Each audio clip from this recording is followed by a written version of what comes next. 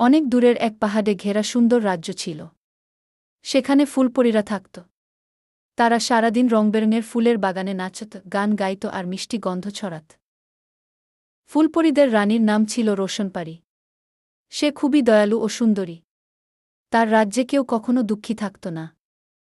একদিন সেই রাজ্যে এক ছোট্ট গরিব মেয়ে এল। তার নাম ছিল মালতী। তার পরনে ছেঁড়া জামা, চোখে কষ্টের ছাপ। রোশনপারি তার দিকে এগিয়ে গিয়ে বলল, তুমি এখানে কেন এসেছ, ছোট্ট মেয়ে? মালতী বলল, আমার মায়ের খুব অসুখ। আমি খুঁজতে খুঁজতে এখানে চলে এসেছি, যদি আপনারা কোনো জাদু ওষুধ দিতে পারেন গু। রোশনপারি হাসল। তার জাদুর ছড়ি ঘুরিয়ে দিল। সঙ্গে সঙ্গে এক ঝাঁক রঙিন প্রজাপতি উড়ে এসে মালতীর হাতে একটি রূপালি শিশি দিয়ে গেল। রোশনপারি বলল, এটি তোমার মায়ের অসুখ সারিয়ে দেবে। আর তোমাদের ঘরে কখনো অভাব আসবে না গি। মালতী আনন্দে কেঁদে ফেলল।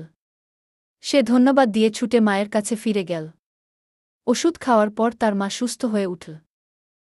তারপর থেকে মালতী আর তার মা সুখে শান্তিতে থাকতে লাগল।